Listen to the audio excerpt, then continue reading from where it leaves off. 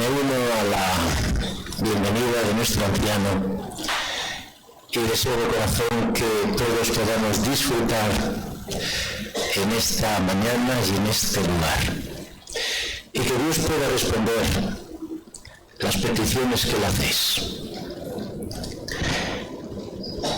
Hemos cantado "El camino es escabroso y los pies sangrando van. Cuánto dista Canaán, cuánto dista Canaán". Sabéis que el gran desafío del creyente, como ha dicho Francisca en su oración, que tenía mucho sentimiento, no es empezar. El gran desafío es cuando el camino es largo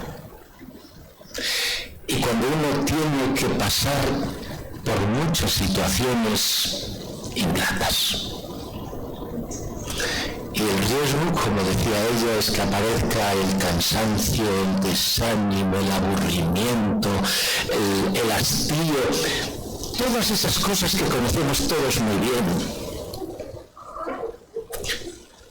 Ojalá que el Señor nos ayude a encender y avivar esa llama que tuvimos al principio, y que a pesar del tiempo, que esa llama pueda seguir luciendo, vibrando y alumbrando.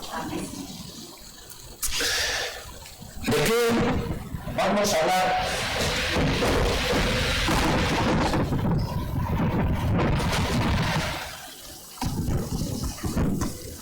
Bueno, así no tenéis la vista todos bien para ver, ¿verdad?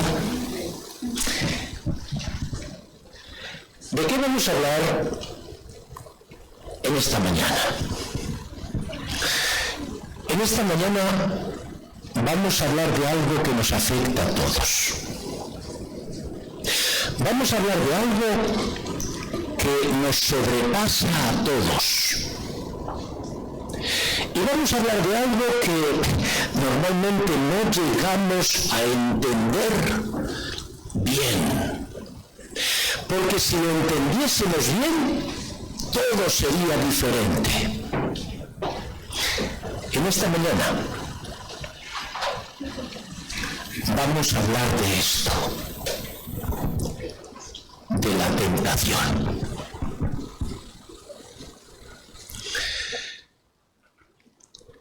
Y para comenzar, a mí me gustaría, a modo de introducción, me gustaría presentaros esta diapositiva. Y vamos a interpretarla. El camino, no sé si es esto, no, esto sí. El camino representa la vida donde nos encontramos todos nosotros. Y las personas que veis aquí intentan mostrarnos que desde que tenemos uso de razón hasta que morimos, todos tenemos que hacer frente a algo. Todos, no, ahora, todos tenemos que luchar contra la tentación.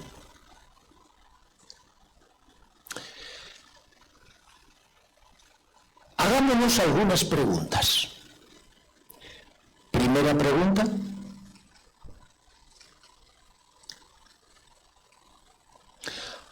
A lo largo de la vida, ¿cuántas veces vas a ser tentado? No tienes que responder, solamente piensa.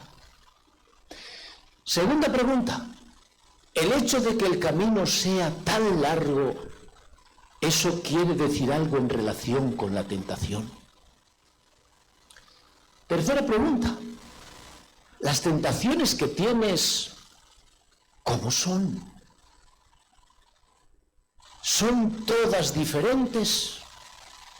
¿O normalmente son las mismas, pero que se presentan de forma distinta? Cuarta pregunta. ¿En las tentaciones sueles vencer o sueles fracasar? Y la quinta y la última pregunta: si todos queremos vencer, ¿por qué fracasamos tantas veces? Si tú te pones a pensar en estas 5 preguntas, tú empiezas a descubrir que la tentación es un tema más complejo del que nos podemos imaginar. Y es un tema tan complicado, tan complejo, que en realidad todos tendríamos que hacernos esta pregunta. ¿Es que nosotros tenemos la capacidad para entender lo que es la tentación? Vaya pregunta. Es una pregunta que no se responde así de forma instantánea, porque es una pregunta que necesita de 2 cosas: de la reflexión y del análisis.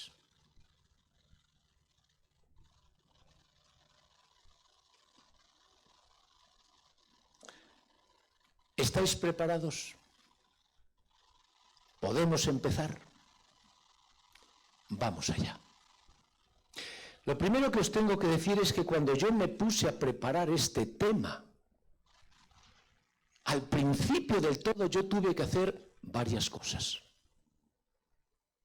Tuve que buscar, leer, contrastar y analizar muchos textos de la Biblia, muchos textos de la Escritura.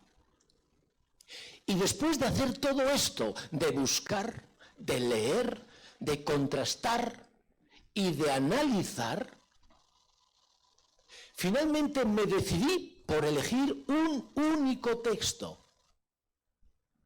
El texto es este: velad y orad para que no entréis en tentación. El espíritu a la verdad está dispuesto, pero la carne es débil. ¿Sabéis por qué elegí de entre todos los textos que yo leí solamente uno y elegí este? Porque este texto tiene 2 connotaciones que yo no vi en ninguno de los demás textos. La primera connotación que tiene de particular es el contexto que tiene este texto. El contexto nos permite ver lo que normalmente no se ve. Y la segunda connotación es que este texto en realidad es una llave que nos abre la puerta para que podamos ver y entender por qué fracasamos tantas veces cuando nos ataca la tentación.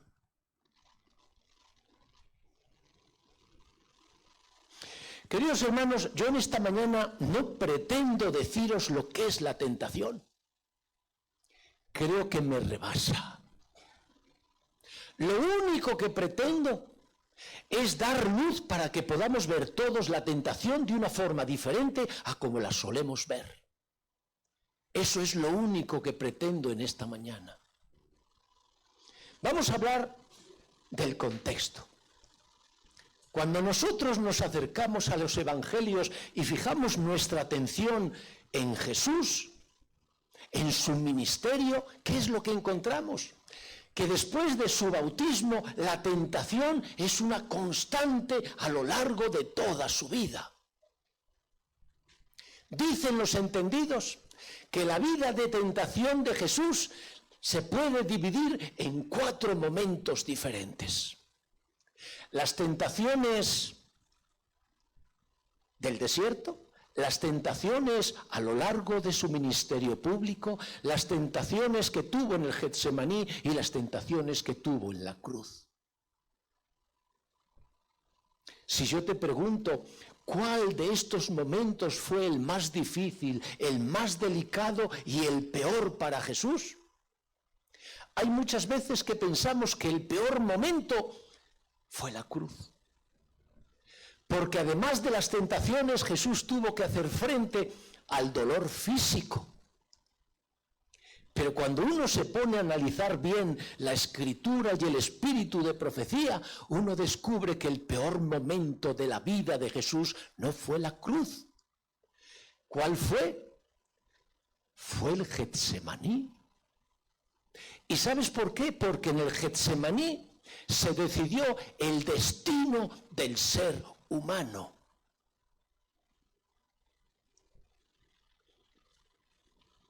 Fijaos la declaración que hace la hermana White.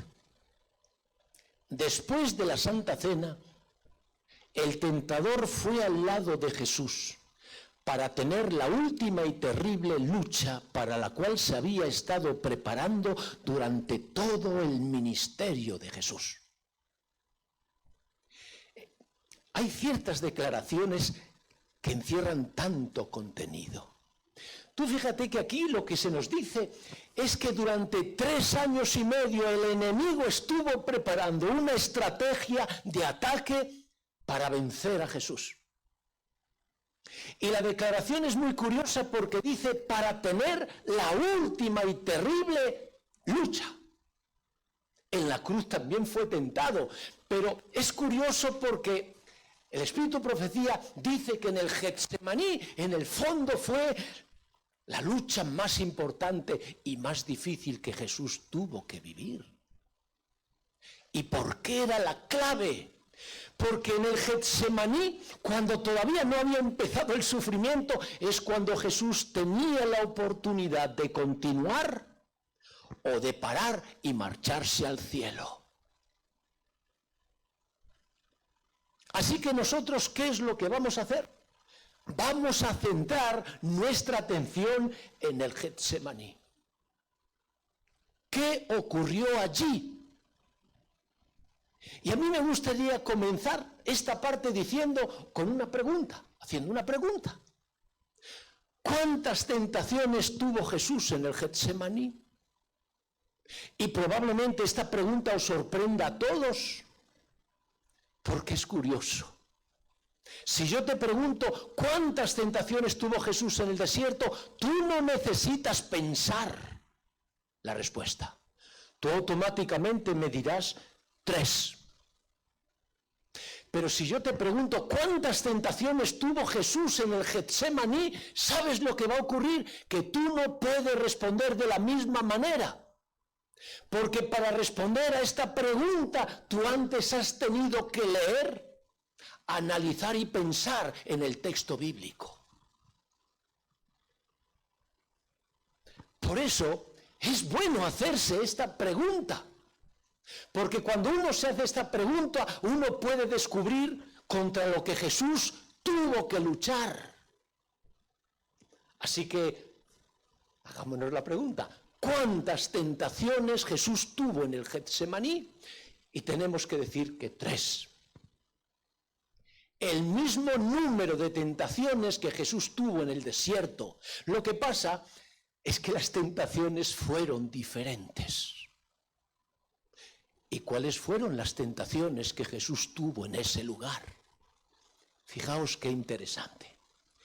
Primera tentación, la tentación del miedo. Segunda tentación, la tentación de la angustia. Y tercera tentación, la tentación de la agonía. Vamos a comentar cada una de estas 3 tentaciones. Primero, la tentación del miedo. Y tengo que decir que Jesús antes nunca tuvo esta tentación. Es decir, Jesús nunca sintió miedo cuando fue tentado. Y la pregunta que tenemos que hacernos es, ¿por qué en ese momento en el Getsemaní Jesús sí que tuvo miedo? ¿Sabéis por qué? Porque siempre que Jesús enfrentó la tentación, Jesús las enfrentó acompañado con su Padre. Pero en este momento era diferente. Jesús tenía que enfrentarse solo con la tentación. ¿Y por qué? Porque después de la Santa Cena, Jesús tenía que poner el pecado sobre las espaldas de su Hijo Jesús. Y sabes que este hecho implicaba dos cosas. Primera cosa, Jesús se convertiría en el mayor pecador de todos los hombres. Porque Jesús no cargó el pecado de un pecador. Jesús cargó el pecado de todos los creyentes que vivan en este mundo. ¡Qué curioso! Aquel que nunca cometió pecado se convirtió en el hombre más pecador de esta tierra. Interesante. La segunda connotación es esta.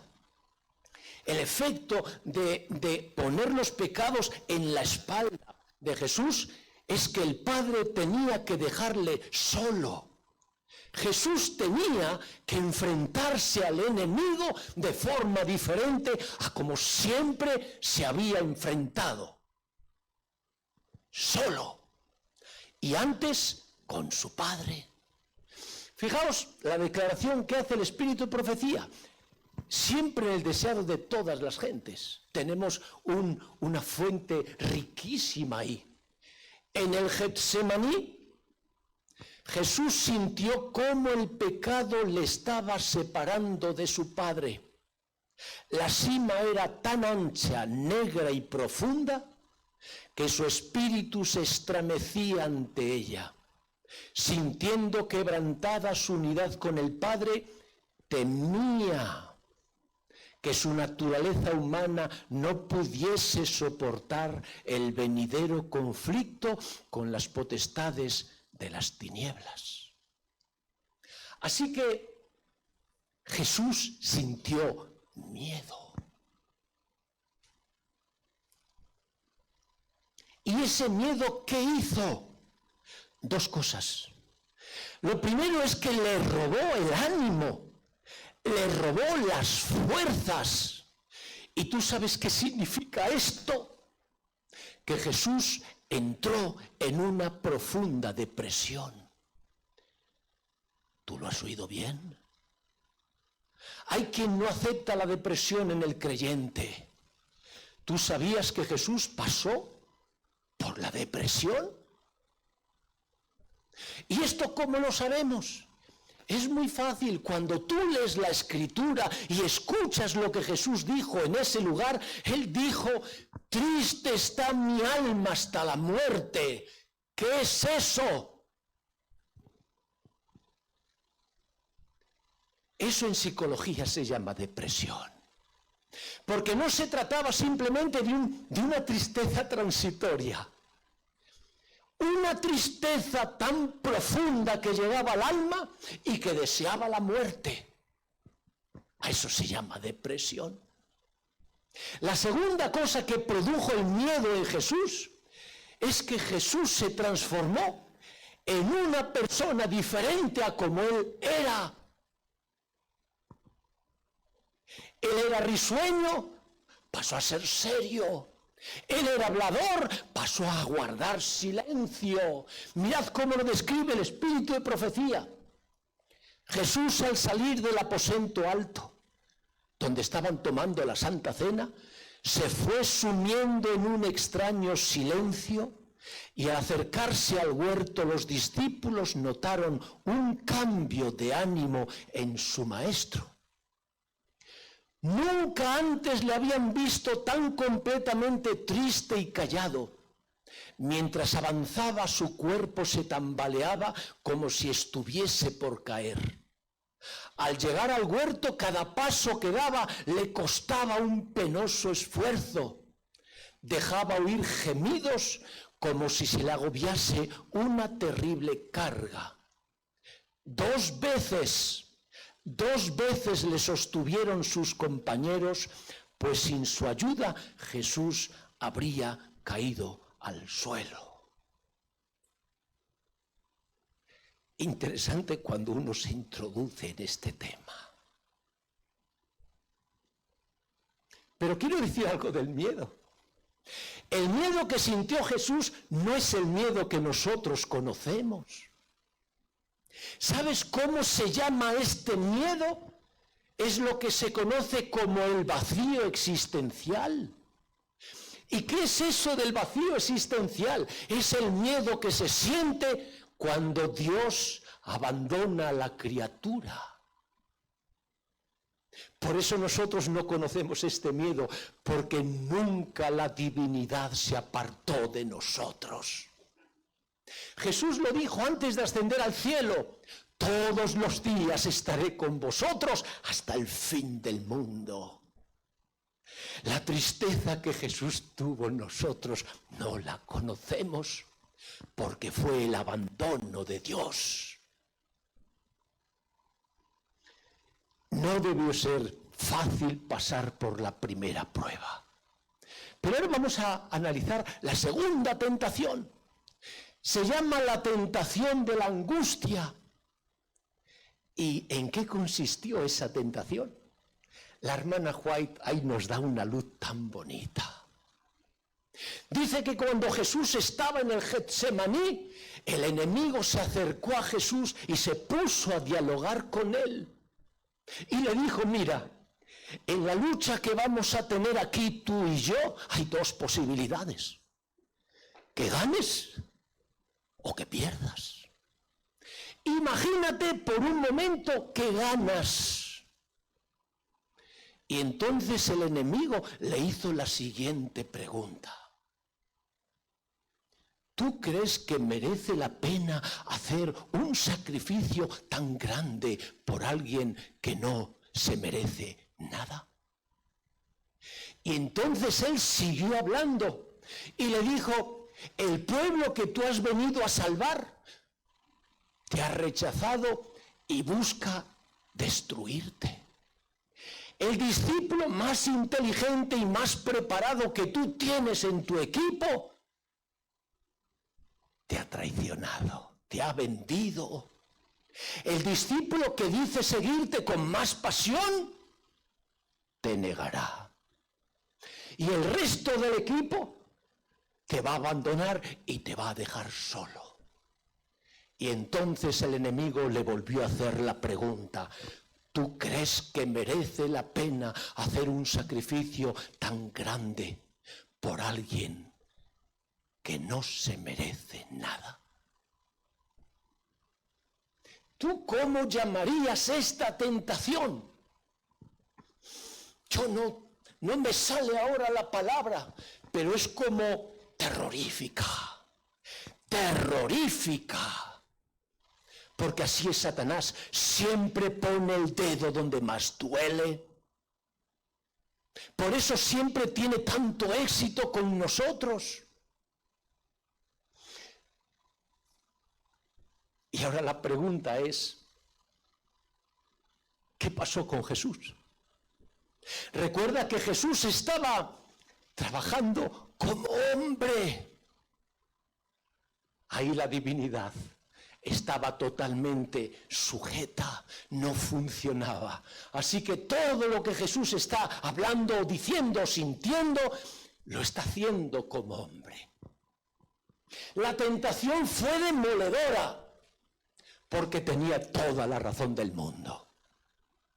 Y entonces Jesús se dijo una cosa: si por lo menos hubiese alguien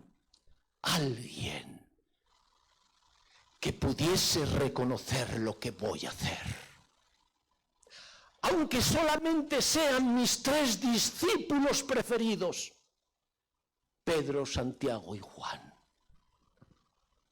con que ellos sean agradecidos, yo tengo suficiente. ¿Tú recuerdas qué pasó después de esto? Jesús llevaba 1 hora luchando con el demonio. Y dice la Escritura que después de orar durante 1 hora, como pudo porque no tenía fuerzas, Jesús se levantó porque estaba en el suelo. Y entonces fue caminando a donde estaban sus discípulos, Pedro, Santiago y Juan. ¿Qué buscaba Jesús? Ánimo, comprensión, apoyo. Y Jesús fue caminando como pudo, y cuando llegó al lado de sus 3 discípulos, ¿qué encontró? Que los 3 discípulos estaban dormidos.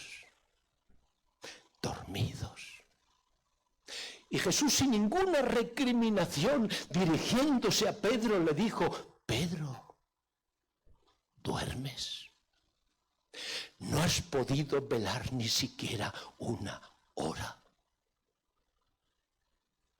¿Cuánto daño le produjo esa experiencia que vio? Porque ni siquiera en los peores momentos que estaba viviendo Jesús halló consuelo de sus verdaderos amigos.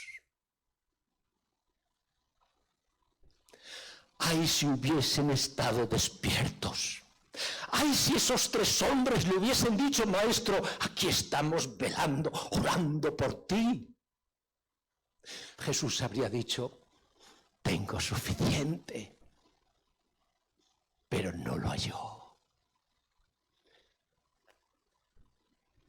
Mira lo que dice la hermana White: que aquellos a quienes se había comprometido a salvar, y ahora se está refiriendo a sus discípulos, aquellos a quienes amaba tanto, se uniesen a las maquinaciones de Satanás, esto traspasaba su alma. El conflicto era terrible. El hecho de dormir es que sus discípulos estaban del lado del enemigo, no estaban del lado de Jesús, porque si hubiesen estado del lado de Jesús estarían velando. Y ese hecho dice que traspasaba su alma.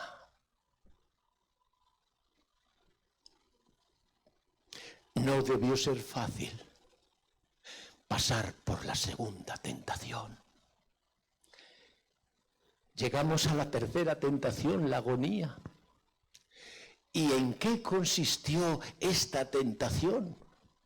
Bueno, es la segunda parte de la conversación que Satanás tuvo con Jesús.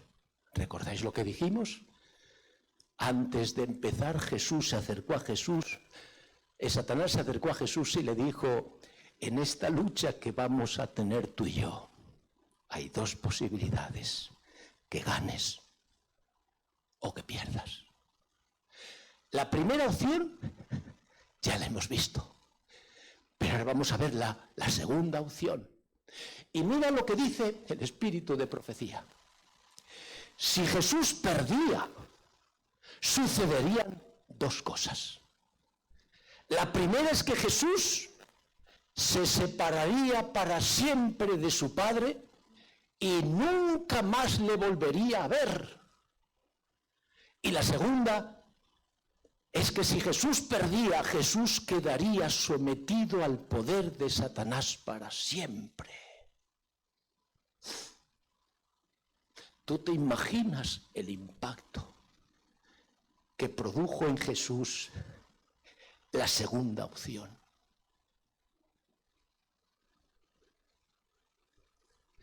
Por eso, la tercera tentación se llama la tentación de la agonía.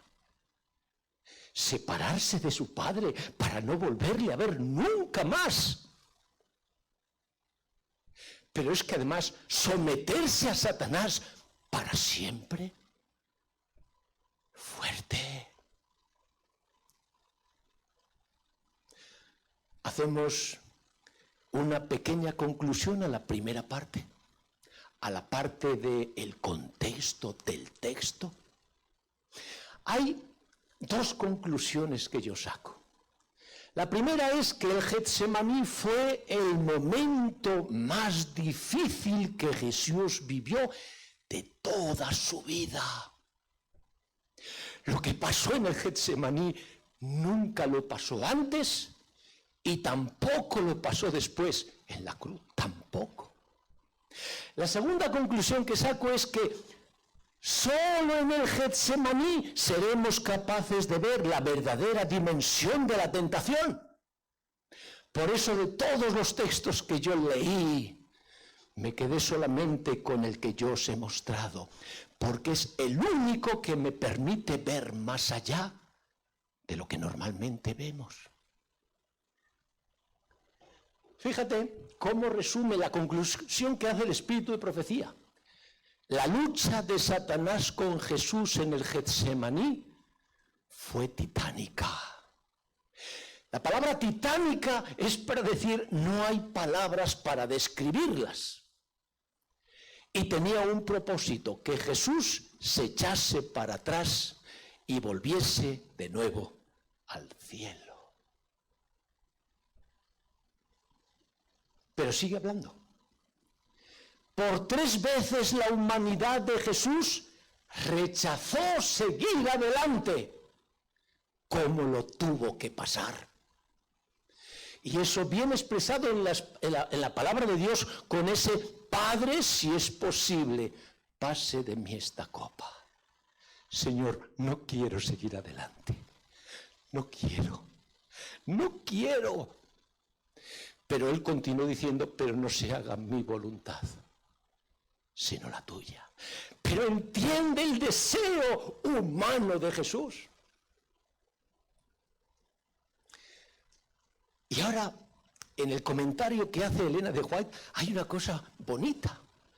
Porque lo que muestra es que la tentación de Satanás siempre centra o intenta centrar todo en la persona, en ti, cómo sufres, no es justo, tú. Pero hubo un momento en que Jesús dejó de mirarse a sí mismo.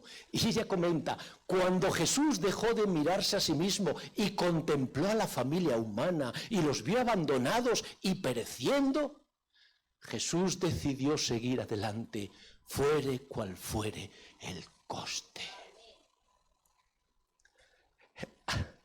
Jesús supo hacer algo que a nosotros nos cuesta mucho. Nosotros normalmente nos miramos a nosotros. Qué mal estoy, qué injusto, se ha portado mal conmigo. Nos cuesta cambiar el enfoque y decir, no voy a mirarme a mí, voy a mirar al otro. Y eso es lo que hizo Jesús, y por eso venció. Cuando Jesús dejó de mirarse a sí mismo, entonces él dijo, voy para adelante, sea el precio que sea y en las condiciones que haya. ¿Qué podemos decir a esto? Y yo, todo resumido lo que tenía, lo resumo en esta expresión: qué grande fue Jesús.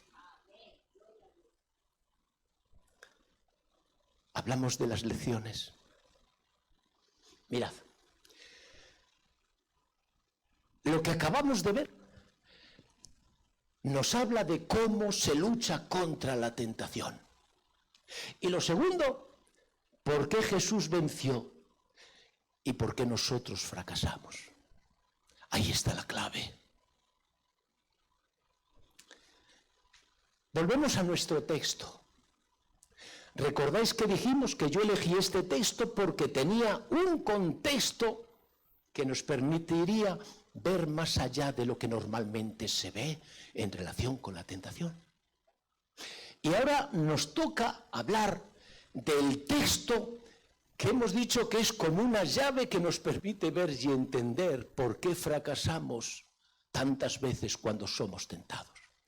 Pero permitidme que antes de que entre a comentar el texto, a mí me gustaría hablar de otra cosa antes. Y es esta: las verdades de la tentación. ¿Sabes que hay 3 verdades que son importantísimas tenerlas en cuenta? Vamos a ver cuál es la primera verdad. La primera verdad es esta: todos somos tentados. No hay nadie que se libre. Lo puedes notar o no lo puedes notar, pero todos somos tentados. Si todos somos tentados, ¿qué quiere decir esto? Que todos podemos caer. ¿Quieres que sea más realista? Que todos caemos. ¿Y sabes por qué todos caemos? Porque somos tentados por todos los sitios. ¿Tú sabes cuántas fuentes de tentación hay las mismas que manos veis aquí. 4. La primera mano, fíjate cómo es una mano cerrada que tira para que nosotros podamos caernos, rompernos o destrozarnos. Es la tentación que viene del diablo, y la tentación que viene del diablo hay que enmarcarla porque es la peor y la más peligrosa.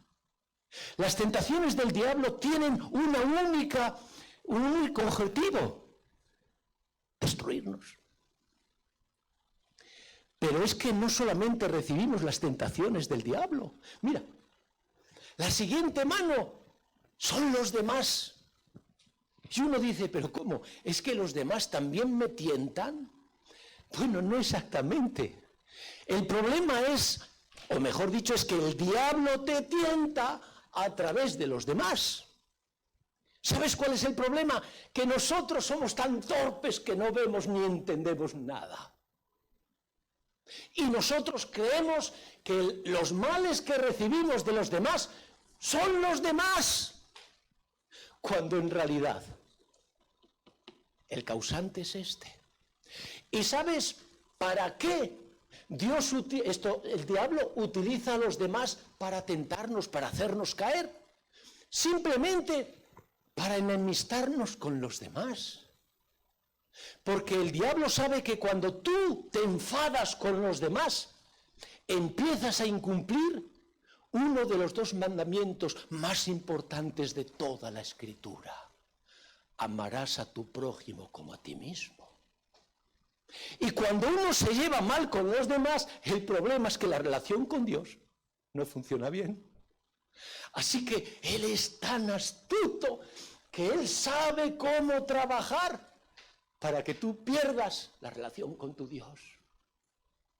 Pero es que la tentación, hay todavía una tercera fuente. Y esa tercera fuente, ¿sabes quiénes son? Somos nosotros. De nuestro interior nos tentamos a nosotros mismos. Santiago dirá nuestras concupiscencias.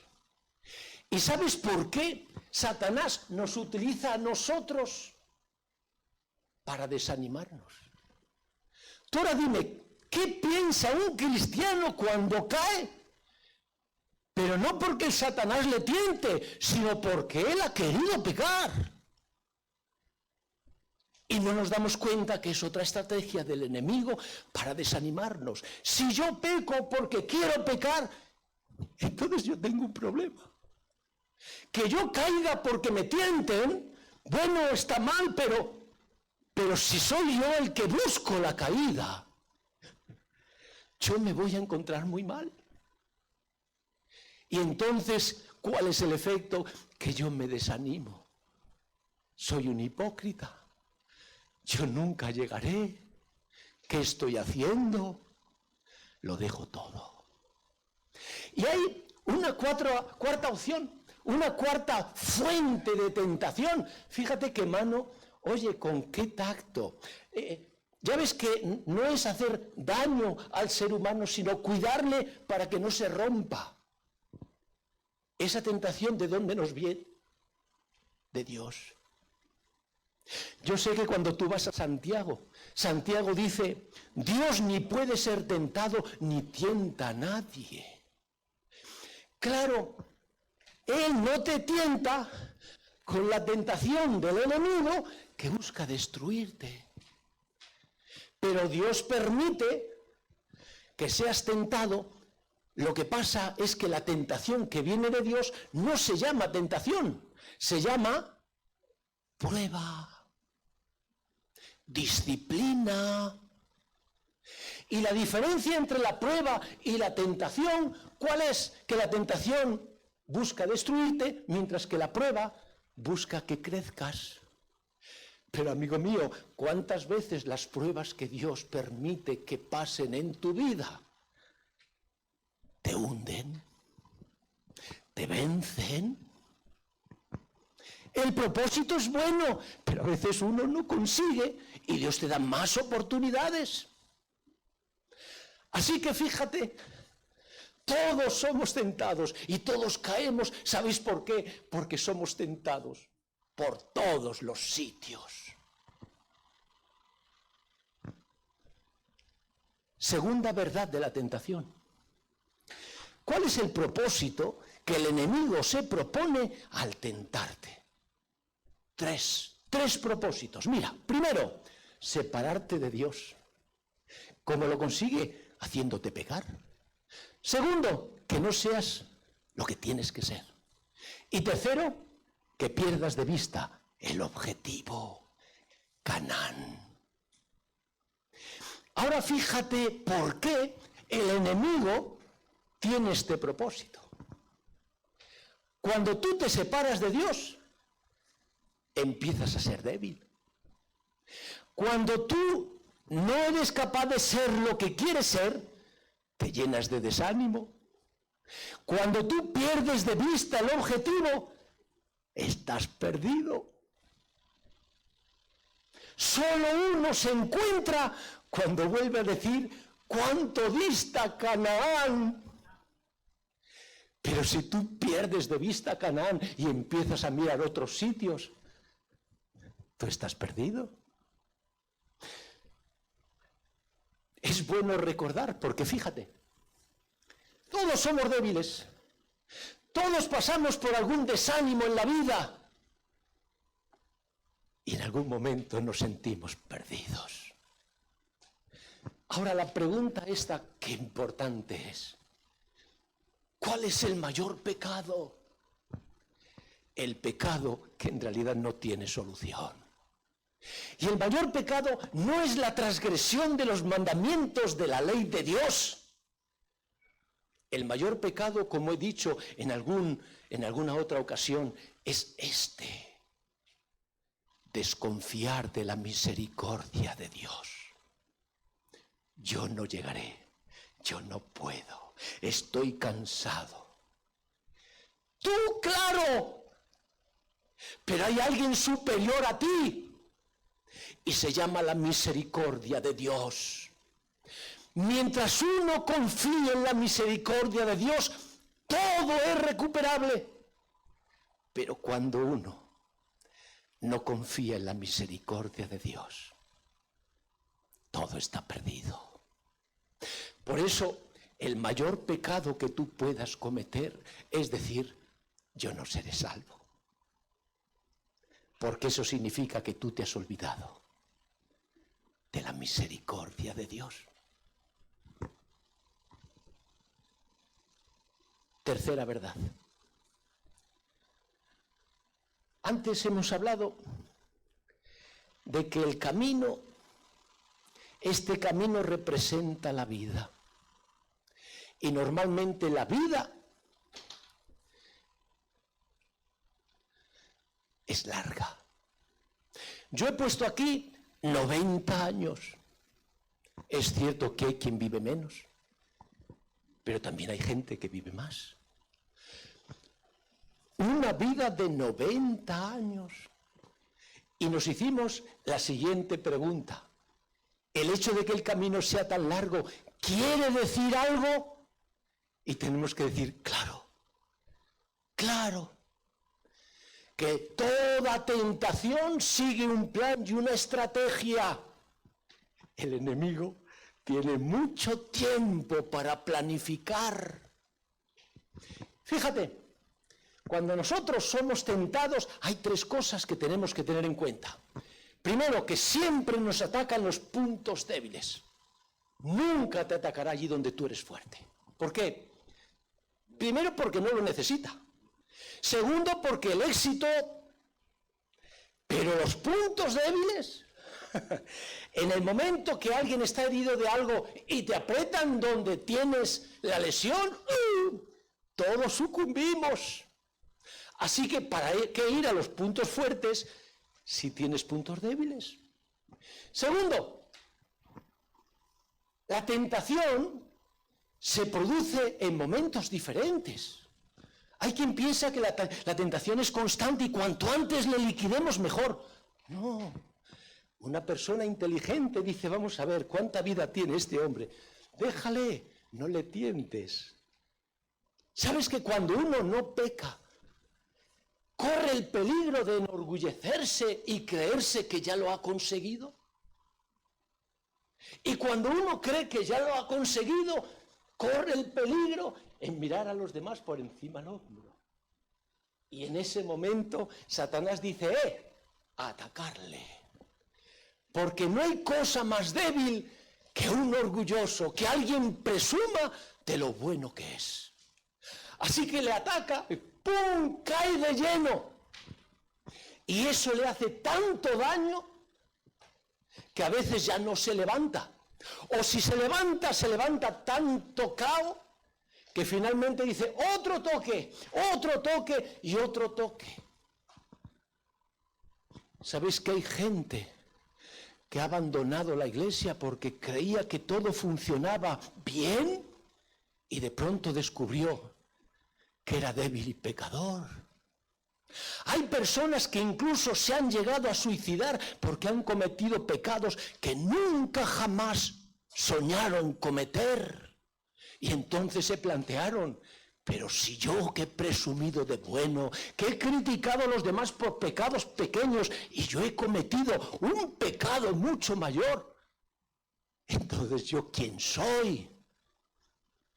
Amigo mío, no lo olvides, la tentación sigue un plan y una estrategia. Por eso Pablo dijo, el que se cree estar firme, mire que no caiga. Dicho con otras palabras, no te fíes nunca, por feliz y bien que estés con tu Dios.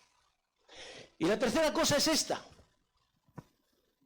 El enemigo nos va a atacar de formas diferentes. Es decir, a ti no te va a atacar igual que a mí. Y a mí no me va a atacar igual que a ti. ¿Sabes por qué? Esto tiene una cosa muy buena. Si alguien cae en lo que yo caigo, soy comprensivo. Pero si alguien cae en lo que yo no caigo, puedo correr el peligro de convertirme en un juez exigente y severo. Y cuando uno se convierte en un juez, se convierte en algo que un cristiano nunca debería ese papel jugarlo, porque no hay nadie que sea juez. Todos somos reos. Satanás lo sabe hacer muy bien. Mira lo que dice la hermana White. Lo leí, le pedí a mi mujercita, que siempre le digo, búscame la cita. No la hemos encontrado, pero yo la he leído, estoy segurísimo. Cada uno será zarandeado, tentado fuertemente, como si no hubiese más personas en la tierra. Aquí no hay eso de, a ver si tengo la suerte, yo me escapo y a mí, no. Cada uno es seleccionado para ser zarandeado. En realidad, ¿el zarandeo qué es?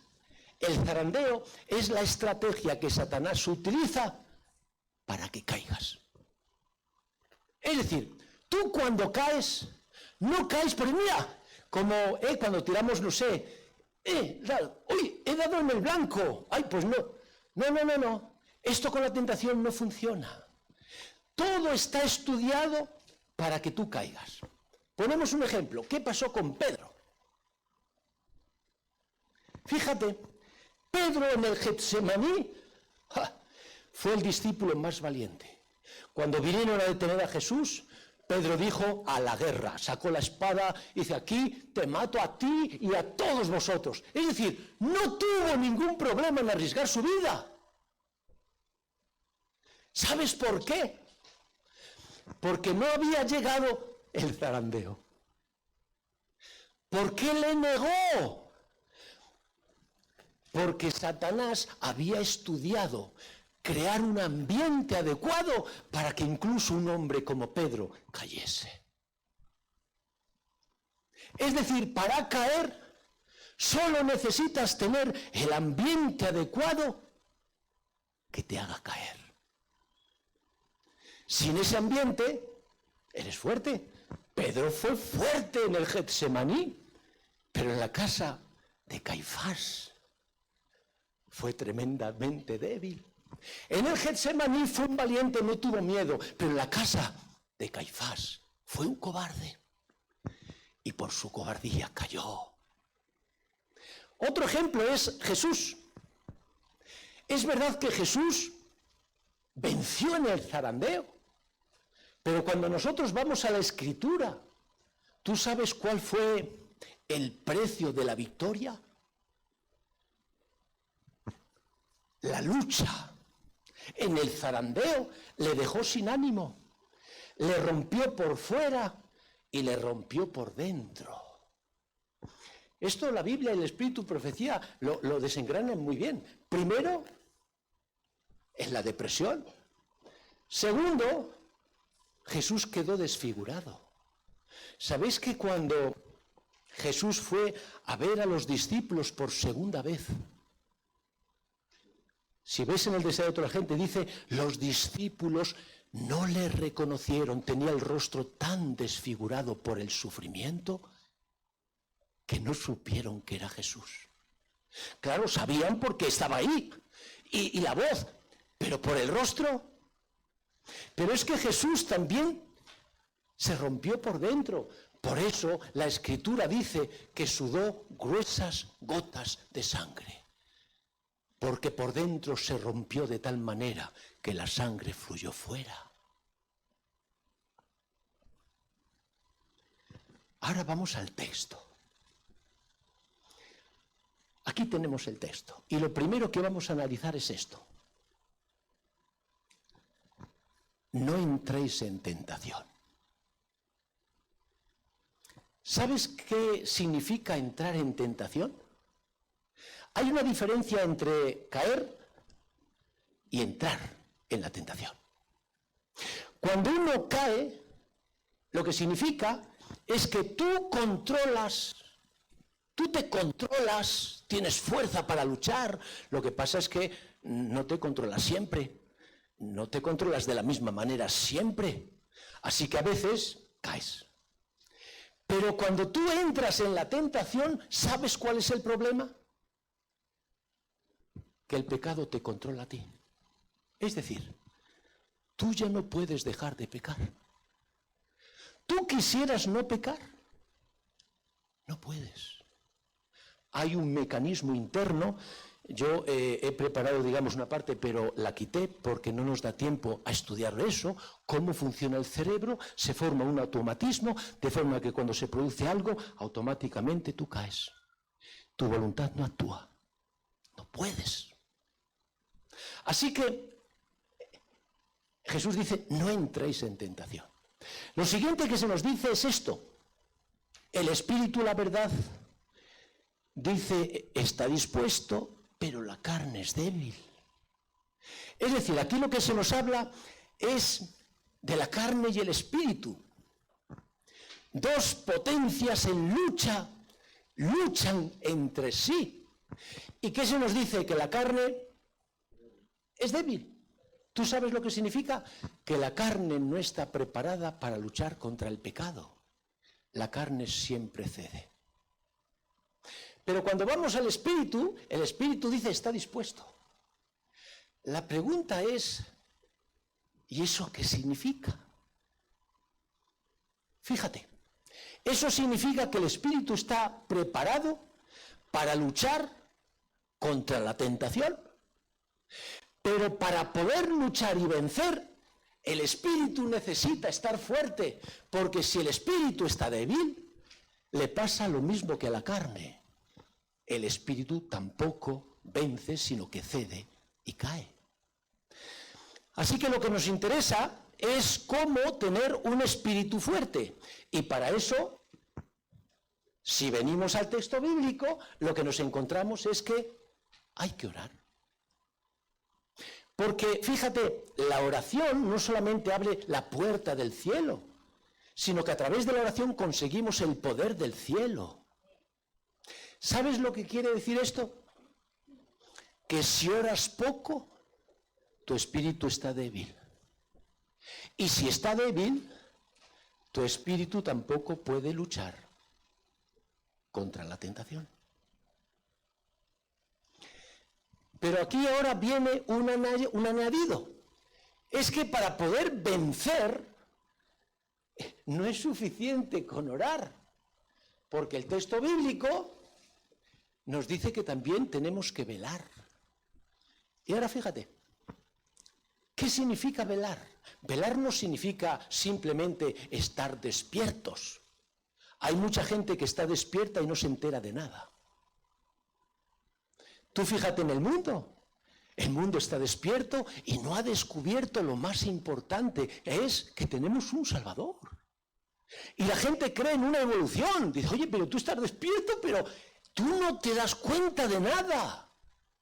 Así que velar no significa estar despierto. Velar significa ser sabio para saber cómo tienes que comportarte en según qué circunstancias. ¿Por qué? Porque mira, hay tentaciones que se vencen huyendo, hablando o actuando. ¿Sabes lo que quiere decir? Que si tú te quedas, caes. Si tú te callas, caes. Y si tú no actúas, caes. Pero es que también hay tentaciones que se vencen quedándote quieto, no diciendo nada y no haciendo nada. Ahora, ¿qué ocurre si tú te mueves? Caes. ¿Qué ocurre si tú hablas? Caes. ¿Y qué ocurre si tú haces? Caes. ¿Te das cuenta que es complicado este tema? Es que por todos los sitios, como falles en algo, ¡pum!, ahí la tienes. En realizar cómo se vence la tentación. Y hay dos cosas que hay que tenerse en cuenta, hay dos cosas que hay que preguntarse. Primera cosa es esta: ¿cuán cerca estás de tu Dios? Y la segunda cosa es: ¿cuán sabio eres para hacer lo que tienes que hacer en el momento adecuado? Y de estas dos cosas depende la victoria o la derrota. Y yo termino. Y para concluir,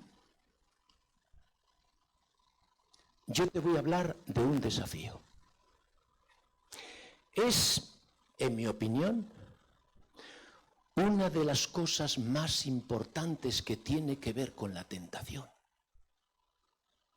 Yo te voy a enseñar unas fotografías.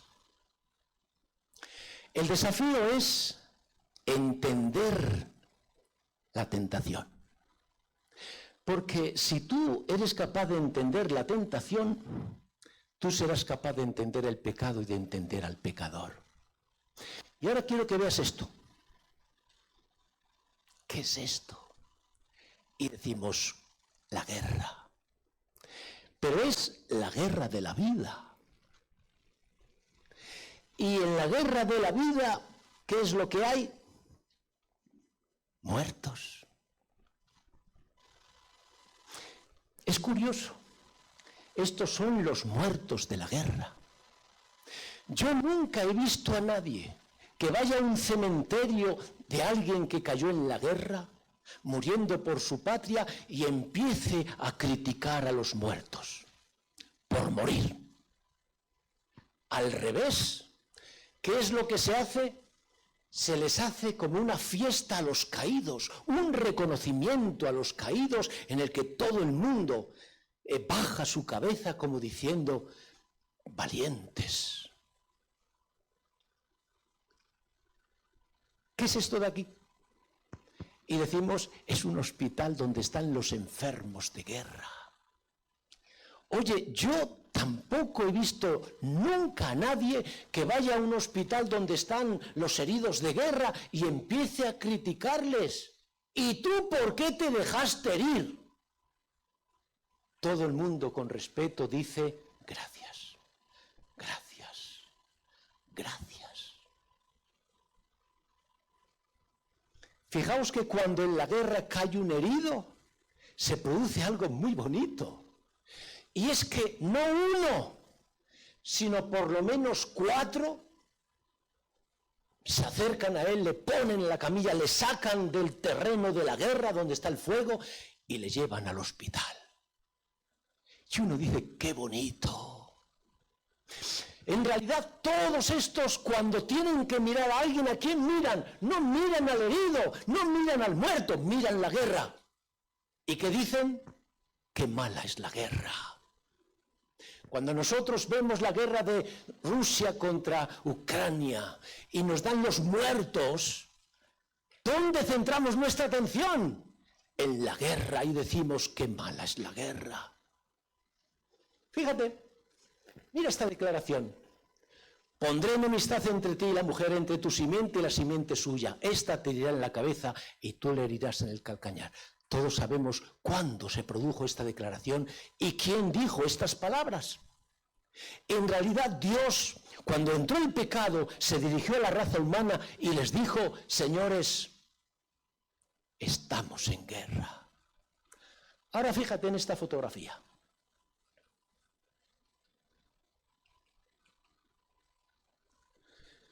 Esto es una iglesia, como estamos aquí. Y cuando estamos en la iglesia, ¿cuál es nuestro pensamiento? A veces, ¿sabes lo que pensamos? Que estamos en el cielo, que todos tenemos que ser perfectos, que todos tenemos que ser cumplidores, que todos tenemos que ser buenas personas. Y cuando alguien no hace esto, lo crucificamos. Hermanos, ¿tú sabías que la iglesia es la primera línea de guerra del enemigo? Todos los que estamos aquí somos los más atacados por el enemigo. ¿Por qué? Porque nosotros somos seguidores de su enemigo. Y como en toda guerra, en la iglesia, ¿qué hay? Hay muertos y hay heridos. Ahora, hay una diferencia entre la guerra de la vida y la guerra espiritual. Y es que en la guerra espiritual los muertos pueden resucitar y los heridos pueden curarse. Por eso se ha definido la iglesia como un hospital, donde venimos todos ¿a qué? A recuperarnos y a recuperar. Yo explico esto. Si tú estás muerto, vienes a la iglesia a resucitar. Y si estás herido, vienes a la iglesia a sanarte. Pero hay otros que vienen como tú. Son muertos que quieren resucitar y son heridos que quieren curarse. La pregunta, ¿tú has entendido esto?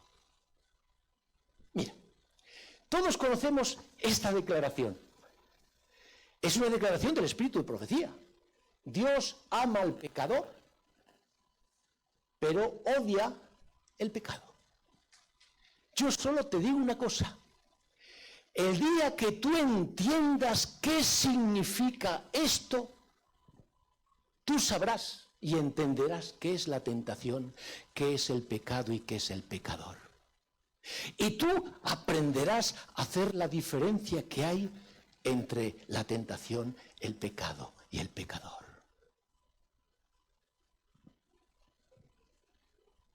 Ojalá que Dios nos ayude a entender que la tentación va más allá de lo que a veces nos pensamos. A veces creemos que la tentación es algo que dices, no quiero, ¡hala, vencí! Es mucho más delicado. Y como he dicho en un principio, yo no pretendo explicarte lo que es la tentación, porque seguro que no la entiendo. No tengo la capacidad de análisis para poder ver todos los engranajes que conlleva la tentación. Lo único que pretendo es dar luz para que cuando mires la tentación, cuando mires a alguien que es tentado, cuando veas a alguien que ha caído, cuando veas a alguien que está muerto o está herido, tú seas capaz de ver más allá de lo que se ve. Que Dios nos bendiga a todos. Amén.